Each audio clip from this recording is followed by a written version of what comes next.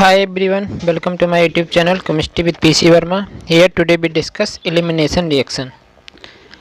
Elimination reaction ऐसे reactions होते हैं जिसमें सबस्ट्रेट से स्मॉल अमाउंट के मॉलिक्यूल निकाल लिए जाएं.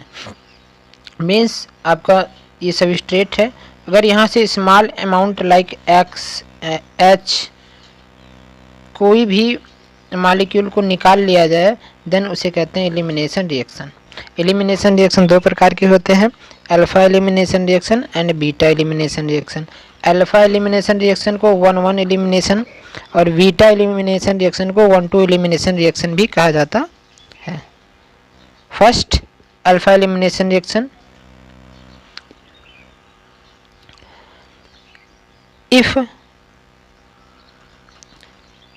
Removal of hydrogen and x from one carbon atom, यदि एक ही कार्बन एटम से x and H hydrogen and halogen means chlorine bromine iodine, किसी भी मॉलिक्यूल्स को किसी भी क्लोरीन ब्रोमीन में से कोई भी हैलोजन को एक ही कार्बन से मीन्स हाइड्रोजन तथा हैलोजन दोनों को यदि एक ही कार्बन से रिमूव कर लिया जाए तो उसे कहते हैं अल्फा एलिमिनेशन रिएक्शन.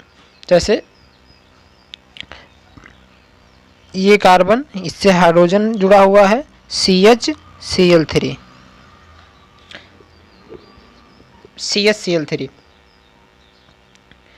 अब इस कार्बन से यदि हम हाइड्रोजन को निकाल लें और हैलोजन दोनों को निकाल लेते हैं, इसी कार्बन से यदि हाइड्रोजन और हैलोजन दोनों को निकाल लिया जाए तो उसे कहते हैं अल्फा एलिमिनेशन रिएक्शन. जैसे CCl2.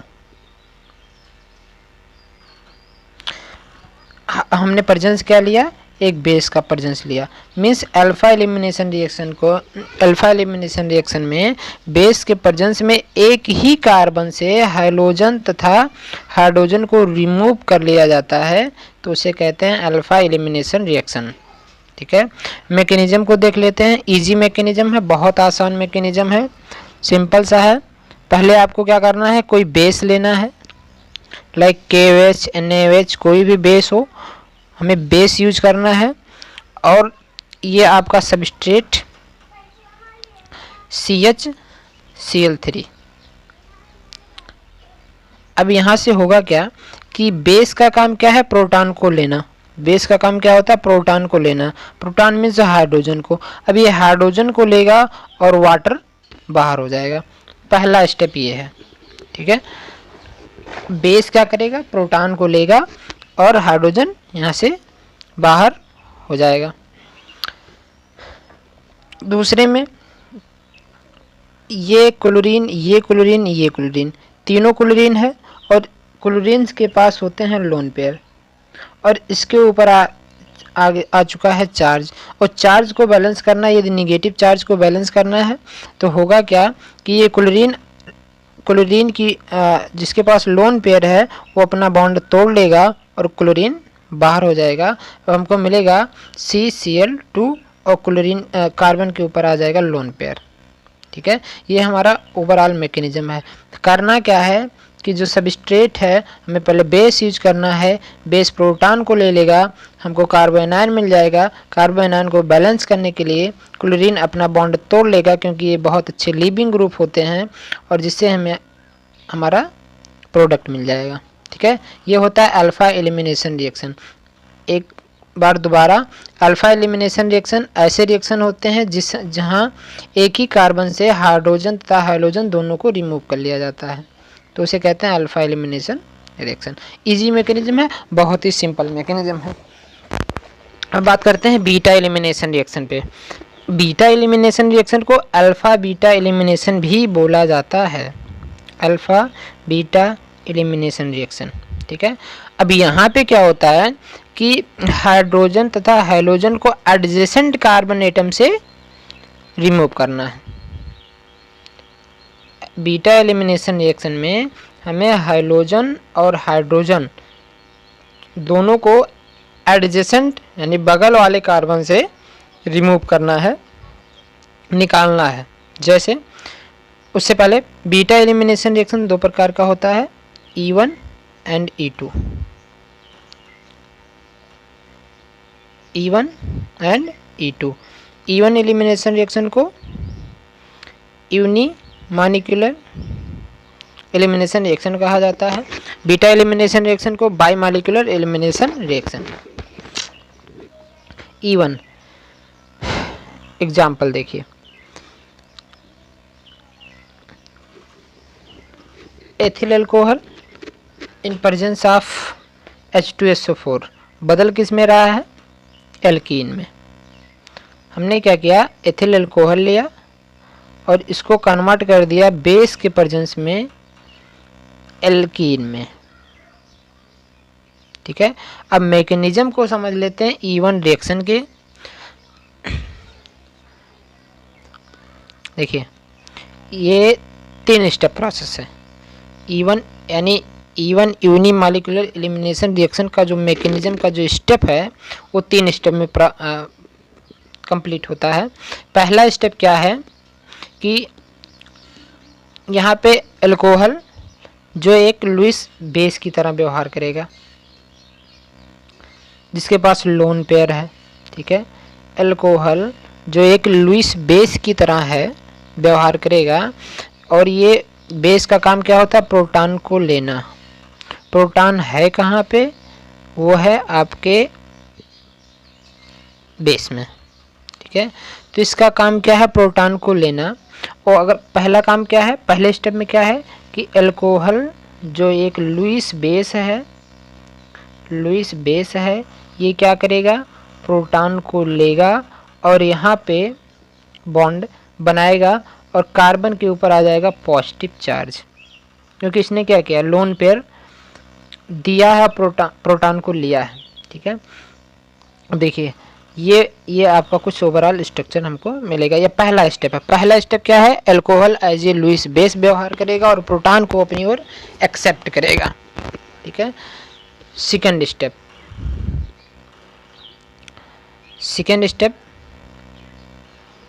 अब कार्बन के ऊपर आ चुका है चार्ज, ये कार्बोकेटायन है। अब इस कार्बोकेटायन यानी कार्बन अपनी बैलेंसी को कंप्लीट करने के लिए यहाँ से इलेक्ट्रॉन को लेगा,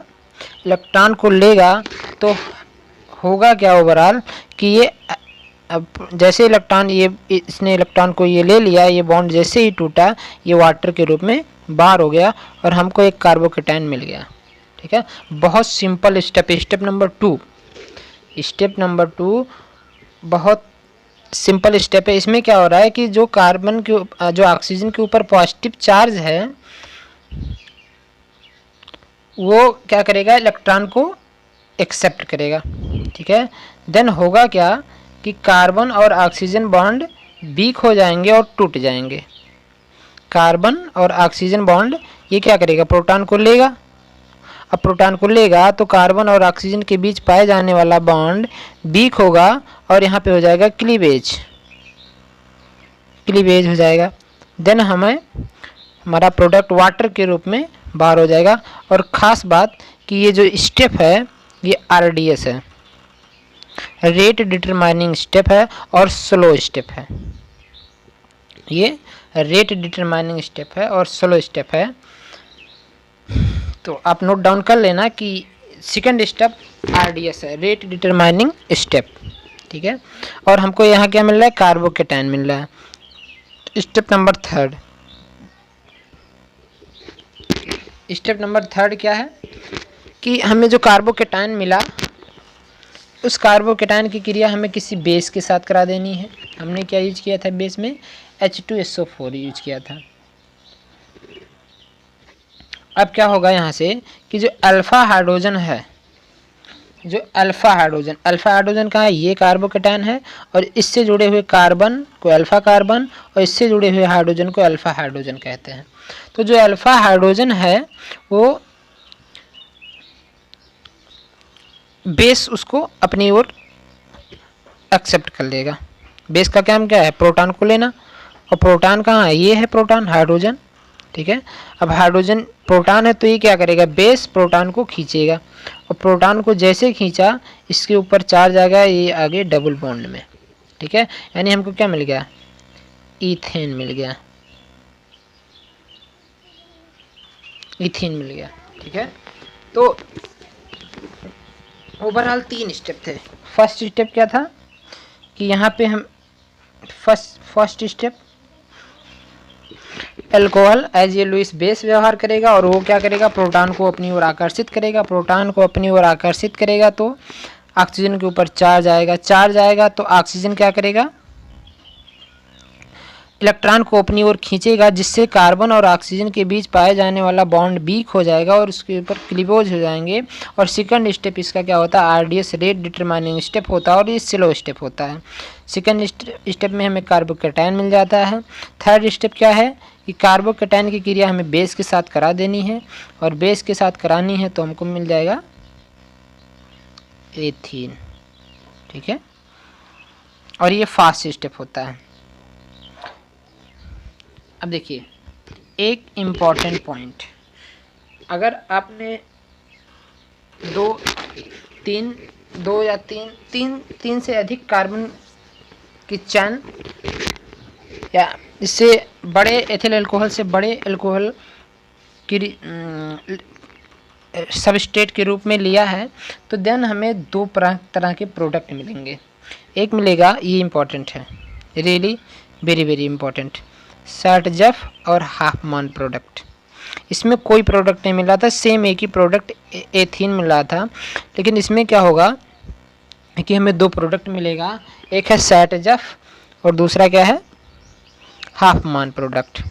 ठीक है, इम्पॉर्टेंट है और वेरी इम्पॉर्टेंट है, क्योंकि हमें बनाना क्या है, अगर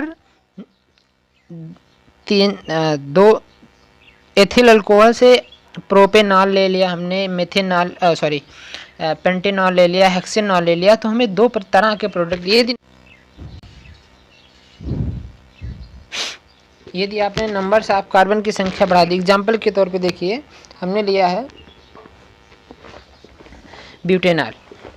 ब्यूटेनॉल लिया है और हमको दो तरह के प्रोडक्ट मिले हैं, एक मिला है सैटजफ प्रोडक्ट, एक मिला है हाफमान प्रोडक्ट। अब ये क्या होते हैं, ये इम्पोर्टेंट है जानना, क्योंकि हमें अगर नंबर्स ऑफ कार्बन की संख्या हमने बढ़ा दी, हमने प्रोपेनॉल ले लिया, हमने ब्यूटेनॉल ले लिया, हमने पेंटेनॉल ले लिया, देन हमको दो तरह के प्रोडक्ट मिलेंगे, एक हाफमान प्रोडक्ट मिलेगा और एक सैटजफ प्रोडक्ट मिलेगा।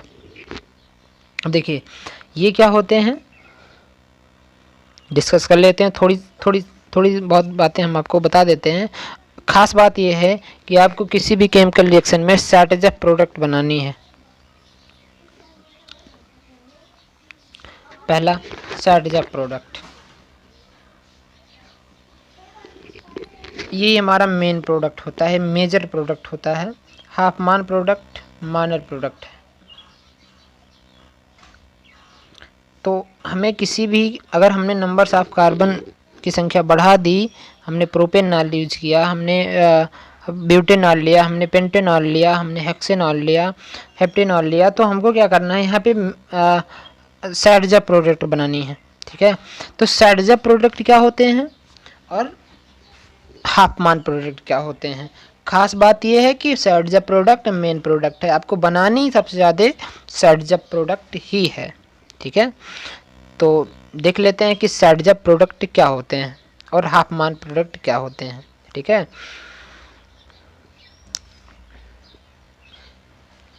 अगर सिंपल सा एक डिफिनीशन है उसी को बताते हैं। अगर डबली बॉन्डेड कार्बन एटम, देखिए सैटजफ प्रोडक्ट को देख लेते हैं। अगर डबली बॉन्डेड कार्बन एटम अधिक नंबर के एल्किल ग्रुप को कंटेंट किया है तो उसे कहते हैं सैटजफ प्रोडक्ट। सिंपल सी बात कि अगर डबली बॉन्डेड कार्बन एटम अधिक नंबर के एल्किल ग्रुप को कंटेन किया है तो उसे कहते हैं सैटजफ प्रोडक्ट। ठीक है, वहीं हाफमान प्रोडक्ट, ऐसे प्रोडक्ट जहाँ पे doubly bonded carbon atom less number के एल्किल ग्रुप कंटेन किए हों तो उसे कहते हैं हाफमान प्रोडक्ट। जैसे ये देखिए, ये डबली बॉन्डेड कार्बन एटम, आसान है, पहचानना आसान है, डबली बॉन्डेड कार्बन एटम, ठीक है। इस कार्बन से 2 एल्किल ग्रुप जुड़े हुए हैं, ठीक है। ये डबली बॉन्डेड कार्बन एटम और उससे ओनली 1 एल्किल ग्रुप जुड़ा हुआ है। देन इसे हम कहेंगे सैडजा प्रोडक्ट, इसे हम कहेंगे हाफमान प्रोडक्ट, ठीक है। तो सैडजप और हाफमान बहुत आसान है। हमने क्या बताया, ये if doubly bonded carbon atom से अधिक नंबर के एल्किल ग्रुप जुड़े हुए हों तो उसे कहते हैं सैडजप प्रोडक्ट। अगर डबली बॉन्डेड कार्बन एटम से लेस नंबर के एल्किल ग्रुप जुड़े हुए हों तो उसे कहते हैं हाफमान प्रोडक्ट। ऐसे आपको नहीं समझ में आता है तो एक और आसान तरीका है सैडजप और प्रोडक्ट, सैडजप और हाफमान प्रोडक्ट बताने के। देखिए, if numbers of alpha hydrogen अधिक हैं तो उसे कहते हैं Saytzeff product. If numbers of alpha hydrogen कम हैं तो उसे कहते हैं हाफमान प्रोडक्ट। बहुत आसान, आप कुछ नहीं देखना है आपको, ठीक है। देखिए, ये carbon doubly bonded carbon atom है और इससे कार्बन को जुड़े हुए कार्बन को अल्फा कार्बन और उस कार्बन से जुड़े हुए हाइड्रोजन को अल्फा हाइड्रोजन कहते हैं। तो इसके पास कितने हाइड्रोजन है, 6 अल्फा हाइड्रोजन है, ठीक है। इसके पास कितने हाइड्रोजन है, 2 अल्फा हाइड्रोजन है, ओनली 2। ये आपका नहीं है, ये आपका अल्फा कार्बन है और इससे जुड़ा हुआ हाइड्रोजन अल्फा हाइड्रोजन है। तो यहाँ पे 2 अल्फा हाइड्रोजन है और यहाँ पे 6 अल्फा हाइड्रोजन है। देन जिसके पास नंबर्स ऑफ अल्फा हाइड्रोजन अधिक हैं वो सैडजप प्रोडक्ट, जिसके पास नंबर्स ऑफ अल्फा हाइड्रोजन कम है उसे हाफमान प्रोडक्ट कहते हैं, ठीक है। तो बहुत आसान है, बहुत सिंपल है। ये है E1 रिएक्शन और आपको E1 में हमेशा सैडजप प्रोडक्ट ही बनानी है, हाफमान प्रोडक्ट आपको नहीं बनानी है, ठीक है। चलिए बात करते हैं E2 रिएक्शन पे। और एक इससे पहले एक खास बात, यदि आपको अभी भी समझ में ना आए सैडजप और हाफमान प्रोडक्ट, देन आप कमेंट कर देना, आपको एक सेपरेट वीडियो में साथ में हाफमान और सैडजप की वीडियो मिल जाएगी, ठीक है। बता दिया जाएगा, एक्सप्लेनेशन कर दिया जाएगा। बहुत आसान है, अल्फा हाइड्रोजन ही चेक करना है। अल्फा हाइड्रोजन अधिक है तो सैडजप, अल्फा हाइड्रोजन कम है तो हाफमान प्रोडक्ट। चलिए E1 E2 रिएक्शन को देखते हैं, जिसे क्या कहेंगे, बाई मॉलिक्यूलर एलिमिनेशन रिएक्शन। चलिए, हमने कोई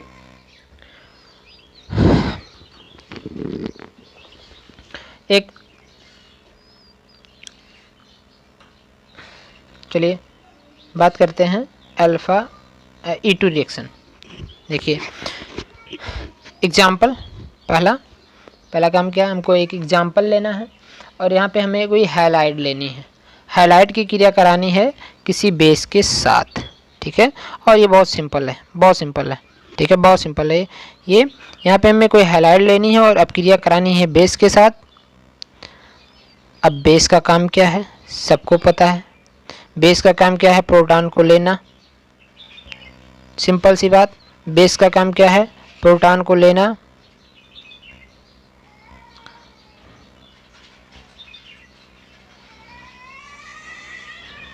ये आपका KOH,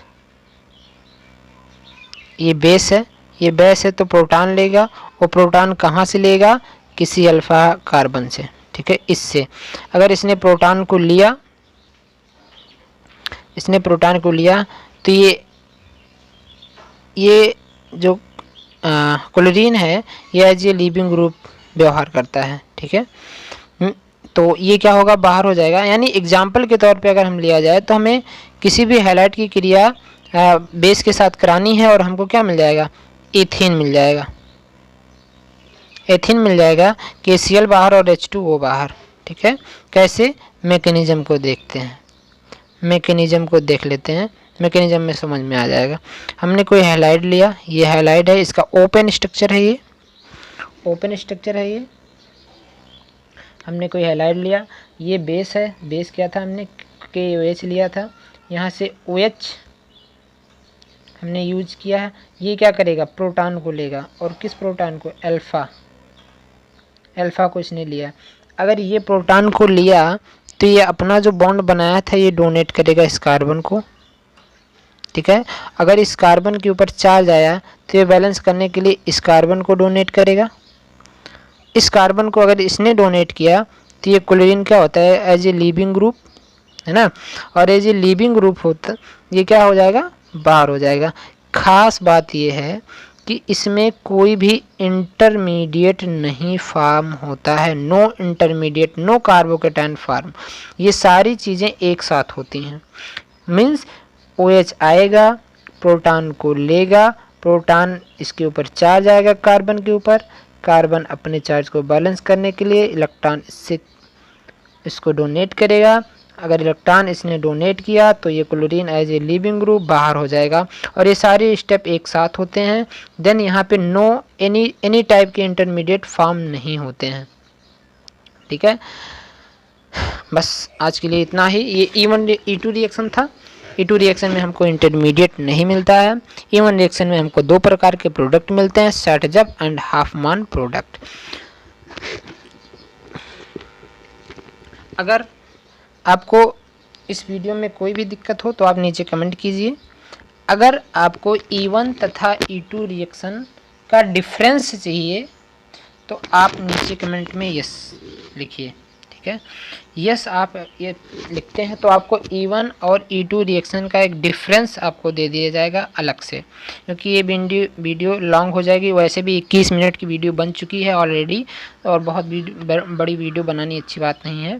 तो आपको अगर E1 और E2 रिएक्शन की डिफरेंस को जानना है तो नीचे कमेंट में आप यस लिखिएगा। और बाकी अगर आपको वीडियो पसंद आती है तो आप लाइक करें, सब्सक्राइब तो आपकी मर्ज़ी है। अगर आपको अच्छा लगे, आपको और भी वीडियो चाहिए हमसे, तो आप सब्सक्राइब भी कर सकते हैं। अदरवाइज़ अगर आपको वीडियो पसंद आए तो आप लाइक कीजिए, शेयर कीजिए और कमेंट तो कीजिए बिल्कुल। Thank you for watching my video.